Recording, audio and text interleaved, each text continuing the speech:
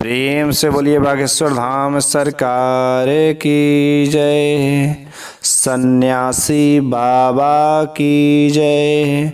सनातन धर्म की जय। बालाजी हनुमान जी महाराज की जय। मेरे प्यारे सभी भक्तगणों, आज का जो प्रसंग है बहुत ही भावुक प्रसंग है। एक ऐसा पेड़ का वाकया सुनकर सभी गांव वाले दंग रह गए। हमें सनातन धर्म पर गर्व होने लगा। आखिर उस पेड़ ने क्या ऐसा कह दिया।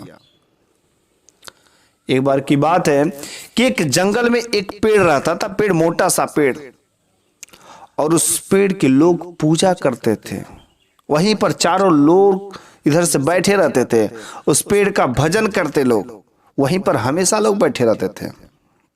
लेकिन जिस गांव के लोग यहां पर आकर के बैठते थे, उस गांव में बहुत ही एक नेक शख्स रहता था, बहुत ही ईमानदार, और वह हनुमान जी का बहुत ही बड़ा भक्त था।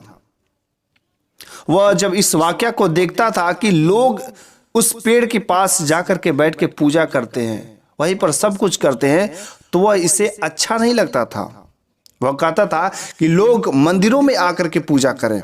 उसके गांव में एक बहुत ही बड़ा मंदिर भी था। लोग मंदिर पर नहीं जाते थे, बल्कि उस पेड़ पर जाकर के लोग पूजा करते थे। उस पेड़ के चारों तरफ बैठे रहते थे लोग। वो उन्हें बार बार समझाता कि आप लोग वहां पर मत जाइए, इस मंदिर में आइए। इस मंदिर में साक्षात हमारे भगवान वास करते हैं। इस मंदिर में आप आइए और इस मंदिर में उपासना करिए, पूजा करिए, प्रेम करिए, इस मंदिर पर बैठिए। उस जंगल में पेड़ है, उसमें कोई फायदा नहीं है। रास्ते में जाने में भी कठिनाई होती है। कहीं किसी दिन किसी को चोट लगता, कहीं कुछ होता। ये अलग प्रकार की जो घटनाएं होती वो नहीं होंगी। आप लोग से विनती है कि आप लोग उस पेड़ के पास नहीं जाइए, बल्कि आप लोग यहाँ पर इस मंदिर में भगवान का साक्षात दर्शन करिए, यहाँ पर आइए। वह बार बार इन लोगों को कहता, लेकिन वे लोग उस नेक आदमी का, उस ईमानदार दिल आदमी का बातों को एक ना सुनते। वह हमेशा उस मंदिर में जाता और भगवान से कहता, भगवान आखिर उस पेड़ के पास लोग क्यों बैठते हैं, क्या है उसमें? आप कुछ ऐसा करो जिससे वे लोग यहां पर आने लगे। वह हमेशा पूजा करता, सुबह शाम अकेले ही उस मंदिर में जाता, पूजा करता। चूंकि उस मंदिर में साक्षात भगवान थे, लेकिन लोग वहां पर नहीं जाते थे। एक दिन उसके मन में विचार आया कि अगर मैं उस पेड़ को ही काट दूं तो लोग वहां पर जाना बंद कर देंगे। ये जब विचार उसके मन में आता, कहता ठीक है ना, रहेगी बांस न बजेगी बांसुरी, उस पेड़ को ही काट देंगे। अगले दिन यह प्लान बना करके वह पेड़ को काटने चलता है। जब उस पेड़ को काटने चलता है तो रास्ते में एक ऐसा इंसान से मुलाकात होती है, जो वह इंसान नहीं था बल्कि एक शैतान था जो उस पेड़ पर रहता था।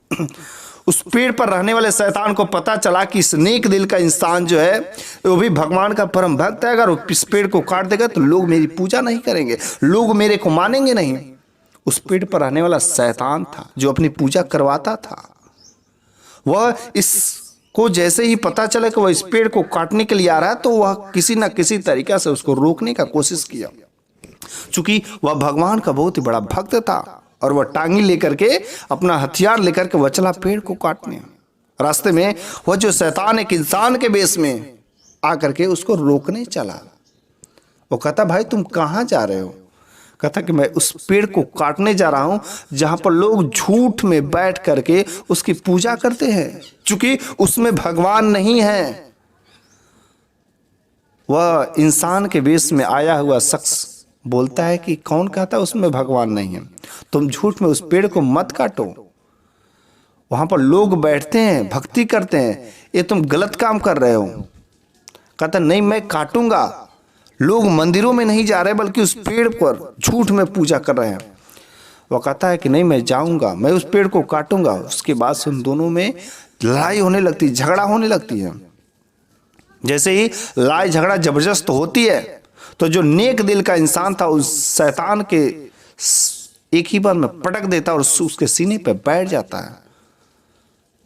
जैसे उसके सीने पे बैठ जाता है, कहता है भाई मेरे को माफ कर दो, आखिर तुम उस पेड़ को क्यों काटना चाहते हो?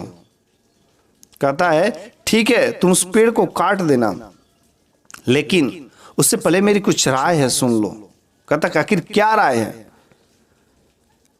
कहता है कि तुम भगवान की भक्ति करते हो, पूजा करते हो, उपासना करते हो, अच्छी बात है, लेकिन तुम्हारे पास धन दौलत नहीं है। मैं तुमको धन दौलत दूंगा और तुम उसमें से अपने भी ऐश करना और लोगों को जो सेवा कर सके उस सेवा करना, कि मैं तुम्हें रोज 2 सोने के सिक्का दूंगा। कहता क्या बात कर रहे हो? कह रहा हाँ, मैं रोज तुम्हें 2 सोने के सिक्के दूंगा तुम्हारे बिस्तर के सर के पास में जहां तुम सोते हो, और उसमें से तुम कुछ अपने के लिए खर्च करना, कुछ लोगों की सेवा के लिए खर्च करना। कहता यदि ऐसा नहीं हुआ तो कह रहा रोज ऐसा होगा। कहता ठीक है तब नहीं पेड़ को काटूंगा। वह इंसान पैसे की लालच में आकर उस पेड़ को काटने से मना कर देता है और अपने घर चला जाता है। अगले सुबह जब उठता है तो अपने सर के पास में बिस्तर के नीचे उसे 2 सोने के सिक्के मिलते हैं, जैसा कि वह वादा किया था। अपने वादे के मुताबिक 2 सोने के सिक्के मिले। अब इंसान सोचा कि 1 सोने के सिक्के को मैं अपने लिए यूज कर लूंगा और एक जो जनता की भलाई के लिए उस भगवान के मंदिर में कुछ दान पुण्य कर देंगे। ऐसा करते करते मात्र अभी 3 से 4 दिन दिया था। 5वें दिन की जब बारी है तो 5वें दिन जब अपना बिस्तर उठा के देखा सर के पास में, तो वहां पर कोई सोने के सिक्के नहीं थे। अब उसे बहुत ही गुस्सा आया। उस इंसान ने मेरे साथ वादा किया था और आज उसने दिया ही नहीं। अब वो बहुत ही क्रोध में आकर के कहा मैंने उसकी बात मान ली, ये बहुत बड़ी मैंने गलती की, अब मैं उसको छोड़ूंगा नहीं, बिल्कुल ही नहीं छोड़ूंगा। मैं चल रहा हूं, उस पेड़ को काट दूंगा, मैं उसकी बातों में नहीं आऊंगा। और गुस्सा करके और आता है उस जंगल में पेड़ को काटने के लिए। जैसे उस जंगल में पेड़ को काटने के लिए आता है, रास्ते में फिर से वह रोक देता है। कहता है कि भाई तुम कहां जा रहे हो? कहता है तुमने जैसा वादा किया था तुमने तो वैसा वादा किया नहीं, अब मैं तुम्हारी बातों में आने वाला नहीं हूं। मैं झूठ होता, मैं गधा था, गधा, कि जो मैं तुम्हारी बातों में फंस गया और उस पेड़ को काटा नहीं। तो कह रहे मैं तुम्हें काटने नहीं दूंगा। आखिर वहां पर क्यों, क्या तुम्हारा पेड़ बिगाड़ रहा है? कहता नहीं मैं इस पेड़ को काट दूंगा, लोग वहां पर नहीं बल्कि मंदिर में चले, और जब तक ये पेड़ रहेगा तब तक लोग वहां से नहीं हटेंगे। कहता मैं तुम्हें पेड़ काटने नहीं दूंगा। पर फिर से इस बार लड़ाई होती है। जोरदार घमसान लड़ाई होने के बाद इस बार वह शैतान जो इंसान के बेस में रहता था, इस बार वह शैतान जो है उसके सीने पर बैठ गया, उस नेक दिल इंसान के सीने पर बैठ गया और वह जीत गया। वह रहम की भीख मांगने लगा, अरे भैया रहन दो, मैं तुम्हें पेड़ नहीं काटूंगा, मैं तुम्हारा पेड़ कभी नहीं काटूंगा, मेरे को छोड़ दो। वह रहम की भीख मांगने लगता है। कहता लेकिन मेरे को तू एक बात बता कि पिछली बार मैं हमेशा तुमको पटक देता था, लेकिन इस बार ऐसा क्या हुआ कि तुमने मेरे को पहली बार में ही पटक दिया? वो कहता है कि देखो जब तुम पहली बार आए थे उस समय तुम्हें भगवान से प्रेम था, भगवान की भक्ति से प्रेम था, और भगवान की भक्ति को बढ़ाने के लिए तुम इस पेड़ को काटने चले थे, बल्कि बहुत नेक काम करने जा रहे थे। लेकिन इस बार जो तुम आए हो भगवान की भक्ति के लिए नहीं पेड़ काटने जा रहे हो, बल्कि तुम्हें धन का लालच आ गया है। तो लालच की वजह से आज तुम पेड़ काटने जा रहे हो। तुम्हारे पास से भगवान की भक्ति का साया उठ गया है, इस वजह से इस बार तुम हार गए। वह तुरंत उस भगवान से हाथ जोड़कर वहीं पर विनती करता, माफी मांगता, भगवान हे प्रभु मुझसे बहुत बड़ी गलती होगी कि मैं धन के लालच में आ गया, अब मुझे माफ कर दो। और वहां पर भगवान से विनती करने के बाद फिर से उस शख्स के साथ लड़ता है और इस बार उस शख्स से जीत जाता है। और जीत करके कहता कि अब मैं तुम्हारी बातों में कुछ भी कहूं मैं नहीं आने वाला हूं, मैं जा रहा हूं पेड़ को काटने। और जब इंसान पेड़ के पास पहुंचता है तो देखता है कि उस पेड़ के चारों ओर लोग बैठे हुए हैं। कहता है कि तुम लोग यहां से हट जाओ, मैं इस पेड़ को काटूंगा। कहता है अरे भाई क्यों काटोगे? कहता तुम आप लोग उस मंदिर में चलिए, वहां पर साक्षात भगवान है, वहां पर भगवान की मूर्ति है, इस पेड़ में कौन सा भगवान है? तो वे लोग कहते कि मैं नहीं जाऊंगा, आप आखिर इस पेड़ को क्यों काटेंगे? कहता कि मैं एक शर्त पे आपको इस पेड़ को काटने दूंगा। सभी लोग बोलते हैं कि मैं आपको एक ही शर्त पे काटिए, अगर यह पेड़ खुद बोल दे कि आप लोग वहां पर जाइए, उस मंदिर में जाइए, तो मैं इस बात को मान लूंगा और वहां पर इस मंदिर में चला जाऊंगा। वह नेक दिल का इंसान वहां पर लगता है भगवान की गुहार करने, हे भगवान मैं तेरे मंदिर में, मैं तेरे दर पे सच्चे दिल से अगर पूजा करता हूँगा, मैं अगर अच्छे काम के लिए यहाँ पर आया हूँ, तो आप मेरा साथ दीजिए, कुछ ऐसा चमत्कार दिखाइए जिससे इन लोगों का विश्वास आपके ऊपर हो जाए। आज ही वो दिन है, अभी वो समय है, आप कुछ ऐसी लीला दिखाइए भगवान जिससे इन लोगों का दिमाग की बुद्धि जो है पलट जाए। तब तक अचानक जोरदार हवा चलती है और उस पेड़ में से एक आवाज आती है। जो शैतान उस रास्ते में लड़ाई कर रहा था, उस पेड़ पर रहने वाला शैतान था और वह हार चुका था।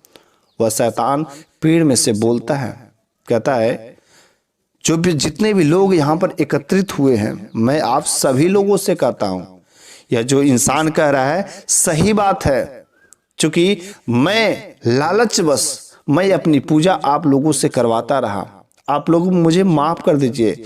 इस पेड़ पर कोई रहने वाला भगवान नहीं है, बल्कि इस पेड़ का कर्तव्य है कि आप लोगों को मीठे मीठे फल देना और छाया देना, बल्कि पूजा नहीं करना। आप लोग उस भगवान की पूजा करिए। मैं उस भगवान से नहीं बड़ा हूं जो उस मंदिर में साक्षात वहां पर बैठे हुए हैं, उनके आगे मैं कुछ नहीं हूं। आप लोग यहाँ पर पूजा मत करिए, मैं इस पेड़ पर रहने वाला शैतान हूँ, कोई भगवान नहीं हूँ। आप लोग यहाँ पर नहीं बल्कि उस इंसान के बातों में आ जाइए और इंसान के बातों को मानकर अपने गांव में जो भव्य मंदिर है, आप लोग उस मंदिर पर जाइए और पूजा उपासना करिए। और जैसे ही यह बात उस पेड़ से सुनता है, सभी लोग अचंभित रह जाते हैं और उससे माफ़ी मांगते हैं कि भाई मेरे को माफ़ कर दो, मैं इतने दिन यहाँ पर झूठ में उपासना कर रहा, पूजा कर रहा था। और वह इंसान पेड़ को काटने से भी मना कर देता है, कहता है कि जब तुम अपनी गलती मान लिए हो तो मैं पेड़ नहीं काटूंगा। इसी जंगल में ऐसे बहुत सारे पेड़ हैं, उसी पेड़ की तरह अब यह पेड़ भी रहेगा, क्योंकि अब लोग यहाँ पर पूजा करने नहीं आएंगे।